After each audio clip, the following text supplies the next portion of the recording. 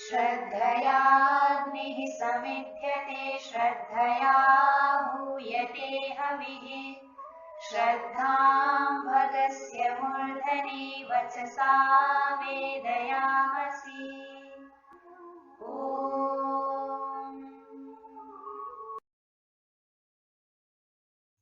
नमस्ते जी। ही संस्कृतम शिक्षामही में आप सभी का हार्दिक स्वागत है। आइए नई कक्षा आरंभ करने से पहले हम पिछली कक्षा की आवृत्ति कर लेते हैं। पिछली कक्षा में हमने ज्ञान धातु के रूप देखे थे, पांचों लकार में किस प्रकार चलते हैं, और साथ में कर्मभूत तुमन प्रत्यंत क्रिया का प्रयोग अन्य किन धातुओं के साथ किया जाता है, यह भी विस्तार से देखा था। आइए अब हम अपनी अगली कक्षा की ओर आगे बढ़ते हैं। कक्षा 83 में हम देख चुके हैं ज्ञान धातु के रूप किस प्रकार चलते हैं और आपको अच्छी तरह से याद भी हो गए हैं। आज हम ज्ञान धातु के अनुसार जिन धातुओं के रूप चलते हैं ऐसी धातुओं को देखेंगे। सबसे पहली धातु है क्री, जिसका अर्थ है खरीदना। इसके रूप इस प्रकार चलेंगे: क्रीणाति, क्रीणातु, अक्रीणात, क्रीणीयात, क्रेष्यति। क्री धातु के रूप ठीक ज्ञान धातु के अनुसार ही है। क्री धातु के रूप चलाते समय हमें एक ध्यान रखना है कि क्री धातु में रेफ सुनाई पड़ रहा है, अतः नकार को नकार आदेश हो जाएगा। यह नियम हम 7वीं कक्षा में देख चुके हैं। जिनको याद नहीं है वो 7वीं कक्षा में जाकर के एक बार इस नियम को दोहरा लें। क्री धातु के रूप चलाते समय हम लट लकार प्रथम पुरुष बहुवचन में ध्यान देंगे। ज्ञान धातु का रूप बना है जानन्ति, किंतु क्री धातु का रूप बनेगा क्रीणन्ति। प्रथम नकार को ही रेफ के बाद नकार को नकार होने वाला नियम लागू होगा, द्वितीय जो नकार है उस पर नहीं होगा। यह बात भी हम 7वीं कक्षा में देख चुके हैं। तो आइए अभ्यास के लिए हम लट लकार के रूप चला के देख लेते हैं। ज्ञान धातु के रूप देखते जाएं और मेरे साथ क्री धातु के लट लकार के रूप बोलते जाएं। क्रीणाति, क्रीणीतः, क्रीणन्ति, क्रीणासि, क्रीणीथः, क्रीणीथ, क्रीणामि, क्रीणीवः, क्रीणीमः। आगे धातु है प्री, अर्थ है तृप्त करना। इसके रूप इस प्रकार चलेंगे: प्रीणाति, प्रीणातु, अप्रीणात, प्रीणीयात, प्रेष्यति। तो क्री धातु के जिस प्रकार रूप थे ठीक वैसे ही प्री के हैं, कोई अंतर नहीं है। और यहाँ पर भी रेफ सुनाई पड़ रहा है, अतः नकार को नकार हो जाएगा। अभ्यास के लिए ज्ञान धातु के लोट लकार को देखें और मेरे साथ प्री धातु के लोट लकार के रूप बोलते जाएं। प्रीणातु, प्रीणीताम, प्रीणन्तु, प्रीणीहि, प्रीणीतम, प्रीणीत, प्रीणानि, प्रीणाव, प्रीणाम।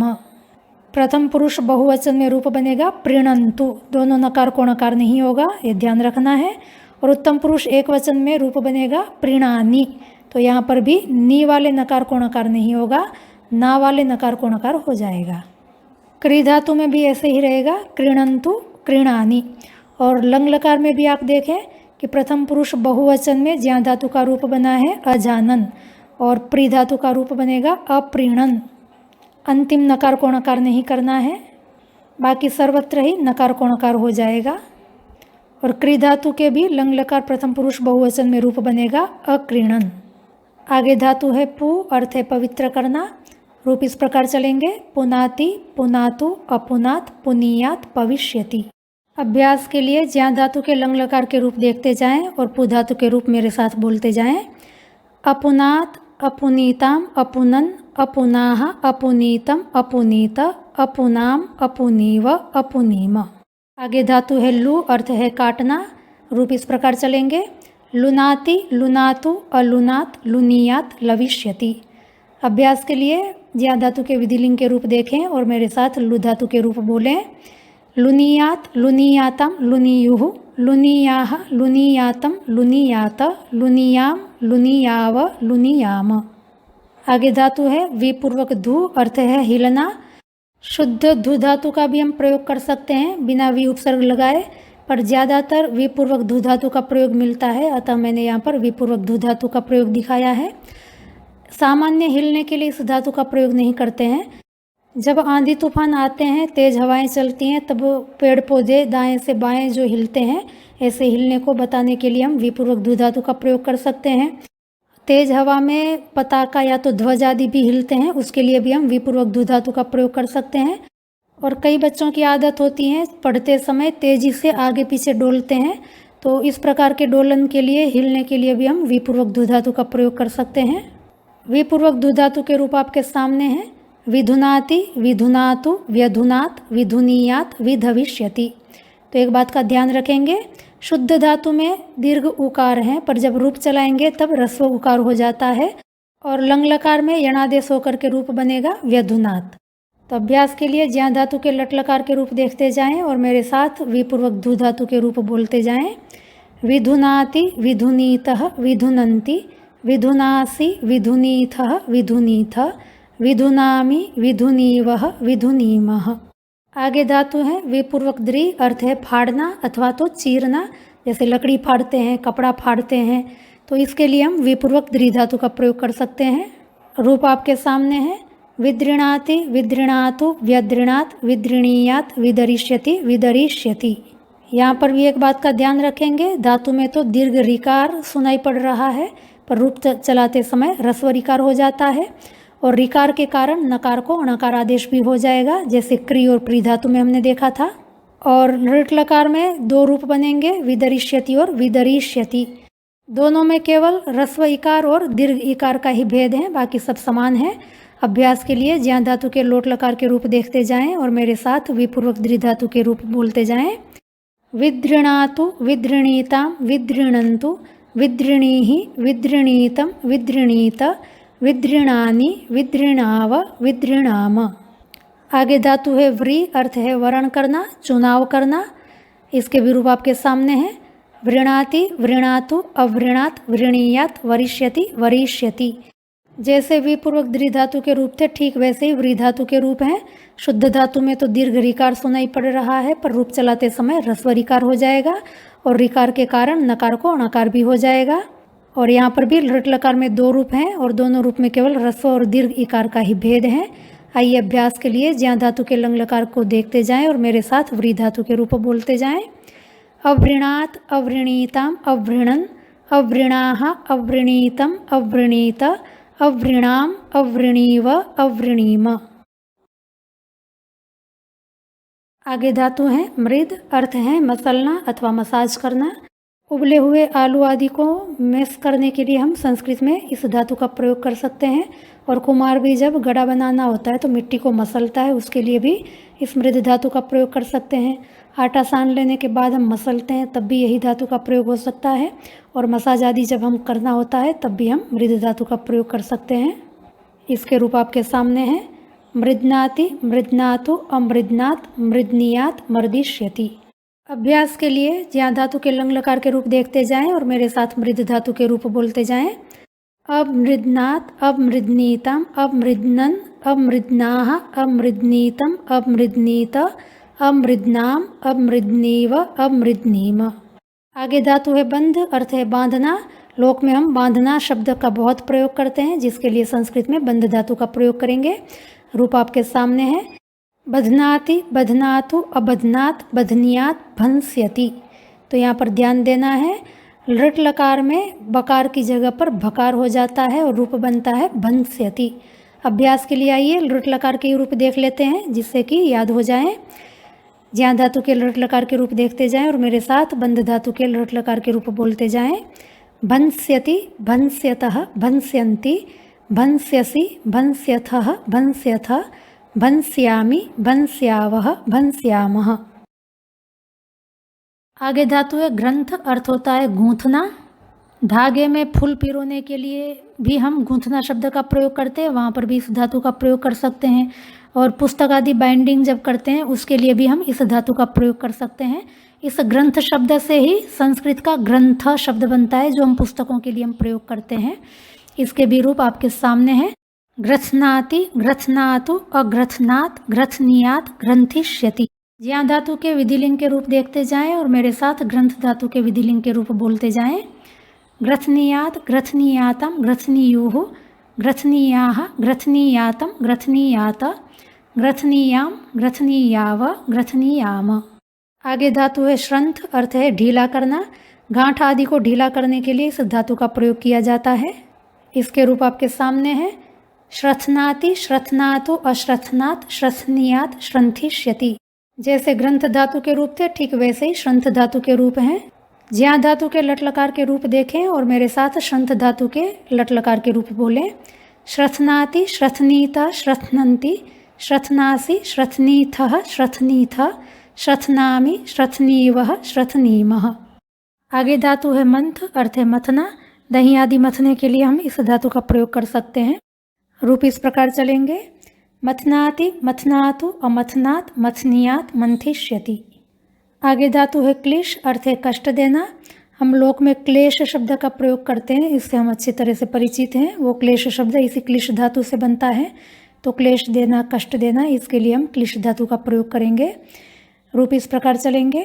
क्लिश्नाति, क्लिश्नातु, अक्लिश्नात्, क्लिश्नीयात्, क्लेशिष्यति, क्लेक्ष्यति। आइए अभ्यास के लिए लंग लकार के रूप देख लेते हैं। ज्या धातु के लंग लकार के रूप देखते जाएं और मेरे साथ क्लिश धातु के लंग लकार के रूप बोलते जाएं। अक्लिश्नात्, अक्लिश्नीताम, अक्लिश्नन्, अक्लिश्नाः, अक्लिश्नीतम, अक्लिश्नीत, अक्लिश्नाम, अक्लिश्नीव, अक्लिश्नीम। लृट लकार में दो तरह के रूप हैं, एक है क्लेशिष्यति और दूसरा है क्लेक्ष्यति। आगे धातु है अश, अर्थ है भोजन करना। खाद्य धातु का हम जहाँ प्रयोग करते हैं वहाँ पर हम अश धातु का भी प्रयोग कर सकते हैं। रूप इस प्रकार है। अश्नाति, अश्नातु, आश्नात, अश्नियात, अशिष्यति। ज्या धातु के विधिलिंग के रूप को देखते जाएं और अश धातु के विधिलिंग के रूप मेरे साथ बोलते जाएं। अश्नियात, अश्नियातम, अश्नियुः, अश्नियाः, अश्नियातम, अश्नियात, अश्नियाम, अश्नियाव, अश्नियाम। आगे धातु है पुष, अर्थ है पुष्ट करना। पोषण शब्द हम सब जानते हैं, परिचित हैं। वो पोषण शब्द इसी पुष धातु से बनता है, तो पुष्ट करना अर्थात पोषण करना। पोषण करना इसका अनुवाद करने के लिए संस्कृत में पुष धातु का प्रयोग होता है। रूप अत्यंत सरल है, आपके सामने है। पुष्णाति, पुष्णातु, अपुष्णात, पुष्णीयात, पोषिष्यति। इस धातु में मूर्धन्य श सुनाई पड़ रहा है, तो उसके बाद भी नकार को णकार हो जाता है, अतः यहाँ पर नकार को णकार हो गया है। तो इस धातु के रूप चलाते समय हम ध्यान रखेंगे कि हमें नकार को णकार करना होगा। पुष धातु के लोट लकार के रूप का अभ्यास करने के लिए ज्या धातु के लोट लकार के रूप को देखें और मेरे साथ बोले। पुष्णातु, पुष्णीताम, पुष्णन्तु, पुष्णीहि, पुष्णीतम, पुष्णीत, पुष्णानि, पुष्णाव, पुष्णाम। आगे धातु है मुष, अर्थ होता है चोरी करना। इस मुष धातु से ही मुशक शब्द बनता है। चूहे को संस्कृत में मुशक कहते हैं, क्योंकि वो वस्तुओं को चुराता रहता है। मुष धातु के भी रूप आपके सामने हैं, अत्यंत सरल हैं। मुष्णाति, मुष्णातु, अमुष्णात, मुष्णीयात, मोषिष्यति। तो मुष धातु में भी मूर्धन्य शकार होने के कारण यहाँ पर भी नकार को णकार हो गया है। अभ्यास के लिए ज्या धातु के लंग लकार को देखें और मुष धातु के लंग लकार को मेरे साथ बोले। अमुष्णात, अमुष्णीताम, अपमुष्णन, अमुष्णाः, अमुष्णीतम, अमुष्णीत, अमुष्णाम, अमुष्णीव, अमुष्णीम। अंतिम धातु है ग्रह, अर्थ है पकड़ना अर्थात ग्रहण करना। तो ग्रहण शब्द जो है वो इसी ग्रह धातु से बनता है। ग्रह धातु के रूप आपके सामने है। गृह्णाति, गृह्णातु, अगृह्णात, गृह्णीयात, ग्रहिष्यति। तो उच्चारण करते समय हमें ध्यान रखना है। गृह्णाति में पहले हकार है, उसके बाद णकार है। गृह्णाति में री सुनाई पड़ रहा है, तो री के बाद नकार को णकार हो जाता है, इसलिए यहाँ पर भी सर्वत्र नकार को णकार होगा। तो उच्चारण में थोड़ा ध्यान रखना है। गृह्णाति इस तरह से बोलेंगे, पहले ह उसके बाद ण। आइए अभ्यास के लिए ज्या धातु के लट लकार के रूप को देखें और ग्रह धातु के रूप मेरे साथ बोलते जाएं। गृह्णाति, गृह्णीतः, गृह्णन्ति, गृह्णासि, गृह्णीथः, गृह्णीथ, गृह्णामि, गृह्णीवः, गृह्णीमः। लृट लकार का रूप है ग्रहिष्यति। यहाँ पर ध्यान रखना है कि हकार उत्तरवर्ती जो इकार है वो दीर्घ है, ह्रस्व नहीं है। इस प्रकार आपने देखा कि यदि हमें ज्या धातु अच्छी तरह से याद है तो कितनी सारी धातुओं के रूप स्वतः याद हो जाएंगे, और ये सारी धातुएं संस्कृत में बहुप्रयुक्त धातुएं हैं। ज्या धातु के रूप तो आपको याद हो ही चुके हैं। एक बार इन्हीं सभी धातुओं के रूप पांचों लकारों में आवृत्ति कर लें, जिससे कि इनके रूपों से भी आप अभ्यस्त हो जाएं और प्रयोग करने में सरलता हो जाए। और आवृत्ति करते समय ध्यान रखेंगे ज्या धातु के रूपों को देखना नहीं है, बिना देखे इन धातुओं के रूपों को याद करना है, आवृत्ति करनी है, जिससे कि अच्छी तरह से आपको याद हो जाए। अभी हम देखेंगे अर्हति और शक्नोति में क्या भेद है और कब किसका प्रयोग करना है। शक धातु के रूप हम कक्षा 78 और कक्षा 79 में देख चुके हैं। अर्थ है कर सकना। रूप इस प्रकार चलते हैं, शक्नोति, शक्नोतु, अशक्नोत, शक्नुयात, शक्ष्यति। और अर्ह धातु का अर्थ है के योग्य होना अथवा तो किसी काम के लायक होना। इसके रूप पठ धातु के अनुसार ही चलते हैं, अर्हति, अर्हतु, आर्हत, अर्हेत, अर्हिष्यति। अभ्यास के लिए एक बार शक धातु और अर्ह धातु के वाक्य को देख लेते हैं। वाक्य है, मैं ओलंपिक खेल में स्वर्ण पदक ला सकती हूँ। सकती हूँ इसका अनुवाद करने के लिए हम शक धातु का प्रयोग करेंगे। क्या कर सकती हूँ? ला सकती हूँ। लाना सकती क्रिया का कर्मकारक भी है और स्वयं में क्रिया भी है, अतः इसका अनुवाद करने के लिए हम तुमुन प्रत्यंत क्रिया का प्रयोग करेंगे। स्वर्ण पदक को संस्कृत में स्वर्ण पदक ही कहते हैं, अकारांत नपुंसकलिंग प्रातिपदिक है। लाने की क्रिया का कर्मकारक होने से अनुवाद करते समय द्वितीय विभक्ति का प्रयोग होगा। कहाँ ला सकती हूँ? तो ओलंपिक खेल में। ओलंपिक खेल को संस्कृत में ओलंपिक खेला कहते हैं, आकारांत स्त्रीलिंग प्रातिपदिक है और अधिकरण कारक होने से अनुवाद करते समय हम सप्तमी विभक्ति का प्रयोग करेंगे। तो वाक्य का अनुवाद होगा, अहम ओलंपिक खेलायाम स्वर्ण पदकम आनेतुम शक्नोमि। एक वाक्य अर्ह धातु का भी देख लेते हैं।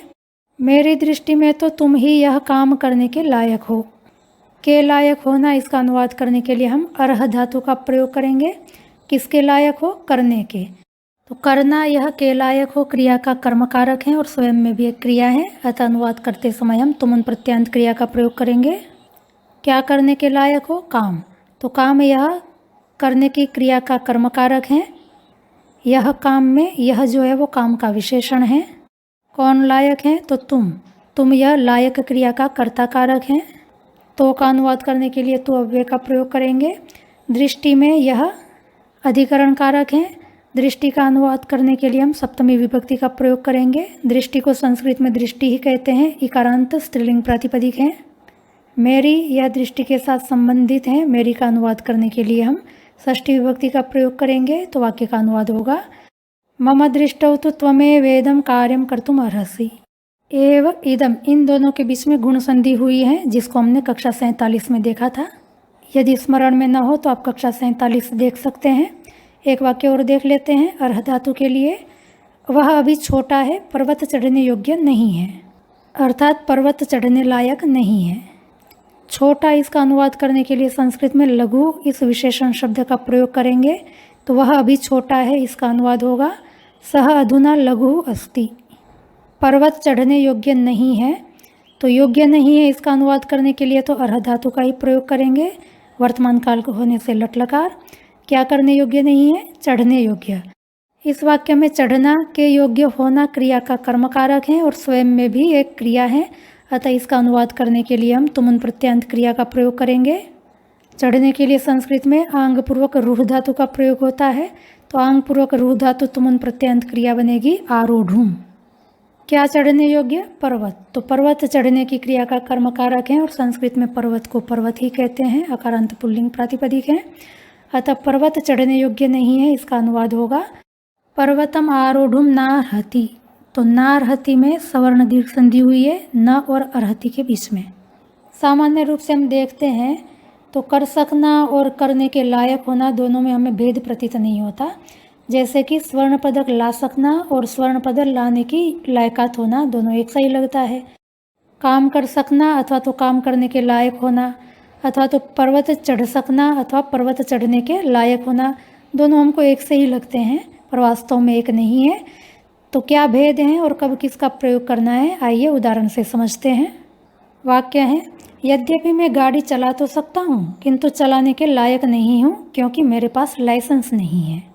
सबसे पहले अनुवाद करेंगे, यद्यपि मैं गाड़ी चला तो सकता हूँ। इसका अनुवाद करने के लिए हम शक धातु का प्रयोग करेंगे। क्या कर सकता हूँ? चला सकता हूँ। तो चलाना यह क्रिया है और सकना क्रिया का कर्मकारक भी है, अतः अनुवाद करने के लिए हम तुमुन प्रत्यंत क्रिया का प्रयोग करेंगे। चलाने के लिए हम चाली धातु का प्रयोग करते हैं, अतः तुमुन प्रत्यंत क्रिया बनेगी चालयितुम। गाड़ी को संस्कृत में यान कहेंगे, अकारांत नपुंसकलिंग प्रातिपदिक है और चलाने की क्रिया का कर्मकारक होने से द्वितीय विभक्ति का प्रयोग करेंगे। यद्यपि का अनुवाद करने के लिए यद्यपि ही अव्यय का प्रयोग करेंगे। तो यद्यपि मैं गाड़ी चला तो सकता हूँ, इतने वाक्य का अनुवाद होगा, यद्यप्यहम यानम चालयितुम शक्नोमि। यद्यपि अहम यहाँ पर यण संधि की है, आगे वाक्य है किंतु चलाने के लायक नहीं हूँ। के लायक हूँ इसका अनुवाद करने के लिए अर्ह धातु का प्रयोग करेंगे। नहीं का अनुवाद करने के लिए न अव्यय का प्रयोग करेंगे। किसके लायक हूँ? चलाने के। तो चलाना यह क्रिया है और के लायक हूँ इस क्रिया का कर्म कारक भी है। अतः अनुवाद करने के लिए यहाँ पर भी हम तुमुन प्रत्यंत क्रिया का प्रयोग करेंगे और चाली धातु तुमुन प्रत्यंत क्रिया का रूप बनता है चालयितुम। तो किंतु चलाने के लायक नहीं हूँ इसका अनुवाद होगा किंतु चालयितुम नार्हामि। न अर्हामि के बीच में सवर्ण दीर्घ संधि की है। क्यों चलाने के लायक नहीं हूँ? क्योंकि मेरे पास लाइसेंस नहीं है। तो है इसका अनुवाद करने के लिए अस धातु का प्रयोग करेंगे। नहीं का अनुवाद करने के लिए नव्य का प्रयोग करेंगे। क्या नहीं है? लाइसेंस। तो लाइसेंस है क्रिया का कर्ता कारक है। अतः अनुवाद करने के लिए प्रथमा विभक्ति का प्रयोग करेंगे। लाइसेंस को संस्कृत में अनुज्ञा पत्र कहते हैं। अकारांत नपुंसकलिंग प्रातिपदिक है। पास इसका अनुवाद करने के लिए हम समीप शब्द का प्रयोग करेंगे। सप्तमी अथवा द्वितीय दो में से किसी का भी प्रयोग कर सकते हैं। इसको हमने कक्षा 67 में देखा था। यदि याद नहीं है तो आप कक्षा 67 को एक बार देख लें। मेरे इसका अनुवाद करने के लिए षष्ठी विभक्ति का प्रयोग करेंगे क्योंकि इसका अनुवाद करने के लिए संस्कृत में यतो ही अव्यय का प्रयोग होता है। अतः वाक्य का अनुवाद होगा यतो ही मम समीपे अनुज्ञा पत्रम नास्ति। तो यहाँ पर आप स्पष्ट देख सकते हैं कि कर सकना और करने के लायक होना दोनों में भेद है। गाड़ी चला सकने का मतलब है कि ड्राइविंग को जानना और गाड़ी चलाने की लायकात का होने का मतलब है कि लाइसेंस होना।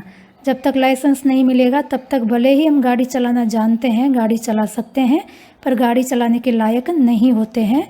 तो ये अर्हति और शक्नोति में भेद हैं, दोनों पर्यायवाची नहीं है। यदि हम थोड़ा सा भी ध्यान देंगे तो अपने आप ही हमें समझ में आने लगेगा कि कब हमें अर्हति अर्थात अर्ह धातु का प्रयोग करना है और कब शक्नोति अर्थात शक धातु का प्रयोग करना है। आइए एक उदाहरण और देख लेते हैं। यद्यपि वह पढ़ने योग्य तो था किंतु गरीबी के कारण पढ़ नहीं सका। पहले इतने वाक्य को देखेंगे। यद्यपि वह पढ़ने योग्य तो था अर्थात पढ़ने की उसमें लायकात थी। तो योग्य था इसका अनुवाद करने के लिए हम अर्ह धातु के साथ स्म अव्यय का प्रयोग करेंगे। तो का अनुवाद करने के लिए तु अव्यय का प्रयोग करेंगे। क्या करने योग्य था? पढ़ने योग्य। तो पढ़ना योग्य होने की क्रिया का कर्म कारक है और स्वयं में क्रिया है। अतः इसका अनुवाद करने के लिए हमें पठ धातु तुमुन प्रत्यंत क्रिया पठितुम का प्रयोग करना होगा। यद्यपि का अनुवाद करने के लिए यद्यपि अव्यय का ही प्रयोग होगा। तो वाक्य का अनुवाद होगा यद्यपि सह पठितुम तो अर्हति स्म। तो अर्हति यहाँ पर हम यण संधि कर सकते हैं। आगे वाक्य है किंतु गरीबी के कारण पढ़ नहीं सका। सका इसका अनुवाद करने के लिए हम शक धातु का प्रयोग करेंगे। नहीं का अनुवाद करने के लिए नव्य का प्रयोग करेंगे। क्या नहीं कर सका? पढ़ नहीं सका। तो पढ़ना या सकने की क्रिया का कर्म कारक है और स्वयं में एक क्रिया है। अतः अनुवाद करने के लिए हम पठ धातु तुमुन प्रत्यंत क्रिया का प्रयोग करेंगे। गरीबी के कारण। तो गरीबी जो है पढ़ न सकने का कारण है। गरीबी को संस्कृत में दारिद्र्य कहते हैं। अकारांत नपुंसकलिंग प्रातिपदिक है और पढ़ न सकने का कारण अर्थात हेतु है। नपुंसकलिंग हेतुवाची शब्द का अनुवाद करने के लिए तृतीय अथवा पंचमी दो में से किसी का भी प्रयोग कर सकते हैं। हेतुवाची शब्दों का प्रयोग कब कैसे करना है इसको विस्तार से हमने 33वीं कक्षा में देखा है। यदि आपको स्मरण में न हो तो आप कक्षा 33 देख सकते हैं। इस प्रकार किंतु गरीबी के कारण पढ़ नहीं सका इसका अनुवाद होगा किंतु दारिद्र्येण दारिद्र्यात्वा पठितुम ना शक्नोत। गरीबी को संस्कृत में दरिद्रता भी कहते हैं। दरिद्रता आकारांत स्त्रीलिंग प्रातिपदिक है। गरीबी के कारण इसका अनुवाद करने के लिए यदि हम दरिद्रता शब्द का प्रयोग करते हैं तो कक्षा 33 में हम देख चुके हैं कि स्त्रीलिंग हेतुवाची शब्द का अनुवाद करने के लिए तृतीय विभक्ति का प्रयोग किया जाता है। तब वाक्य का अनुवाद होगा किंतु दरिद्रतया पठितुम ना शक्नोत। कक्षा 72 में हम यह भी देख चुके हैं कि किसी क्रिया के करने योग्य होना इसका अनुवाद करने के लिए हम ल्युट प्रत्यंत क्रिया के साथ अर्ह शब्द जोड़ करके भी प्रयोग कर सकते हैं। यदि हम ल्युट प्रत्यंत क्रिया के साथ अर्ह शब्द जोड़ करके प्रयोग करेंगे तब हमें था इसका अनुवाद करने के लिए अस धातु लंग लकार का प्रयोग करना होगा। तब वाक्य का अनुवाद इस प्रकार होगा यद्यपि सह पठनार्ह आसीत किंतु दारिद्र्यात् पठितुम ना शक्नोत। आशा करती हूँ आपको अभी अच्छी तरह से समझ में आ गया होगा कि अर्हति और शक्नोति में क्या भेद है और कब किसका प्रयोग करना है। तो ध्यान से इसका अभ्यास करें जिससे कि आपके लिए भी ये सहज हो जाए। आज का पाठ यहीं तक रखते हैं। यदि आपको समझने में कहीं कोई कठिनाई आई हो तो आप हमें अवश्य पूछें। आपकी समस्याओं का समाधान करने का हम अवश्य प्रयास करेंगे।